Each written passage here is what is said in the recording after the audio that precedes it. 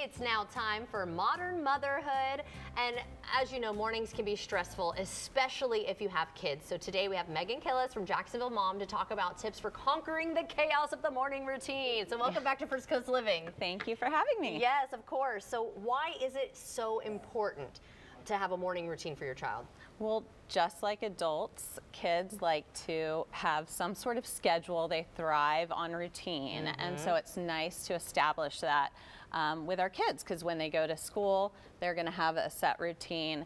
If their morning isn't starting chaotic, you know, they're set up for the day. So. Yeah, it helps them. And it is nice to have a routine because you know what to expect. Exactly. You know, whether it's an adult or a child. And you're not all like frazzled. Parameters. Yeah, exactly. Running out the door, grabbing things, forgetting things. Now, do you recommend a routine for the children who aren't even going to school yet? Maybe they're younger? Yeah, because it sort of sets up that going into school and establishes independence. So even those small sort of gross motor skills that you can set up with them, helping them learn how to get dressed on their own. Yeah. So it can be frustrating to let them dress themselves, learning how to tie their own shoes, brush their teeth, but fostering that independence early only sets you up for success later on, so that you know, you can enjoy drinking your coffee in the morning while they get themselves ready for school. That is nice. Yeah. Okay, so then give us an idea of a successful morning routine.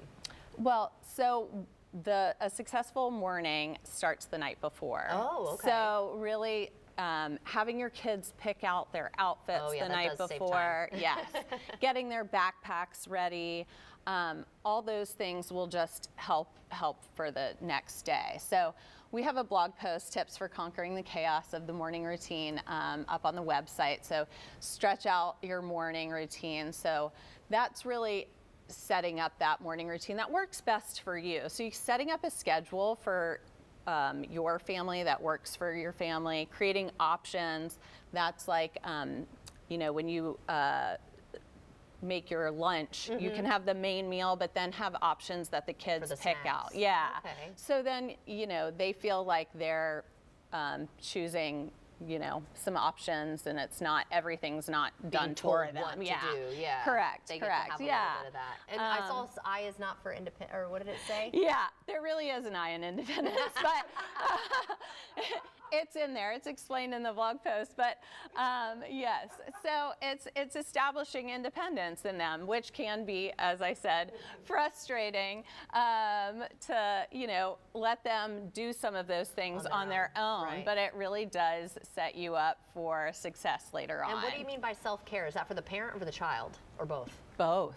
But yes, self-care can be when you give those, you know, options and independence to your child, then you can enjoy your coffee while they do those things. Yes, that's and of course, failing is an option. All these things, when you're establishing all these things, there's going to be failure, of course. Right. And that's okay. But yeah, all of these things are in the blog post. And also, you know, it's a team sport, and everything you do as a family, giving everybody a job in the morning, somebody can feed the pet, and all those different things. Make it a little bit easier for everybody. Yes. So tell us about the blog post. Where can people get more information? JacksonvilleMom.com. That's easy enough. Yes, easy to remember. And you have all sorts of different tips and maybe even upcoming events. So all the stuff that they would need. Correct. That's awesome. Yeah.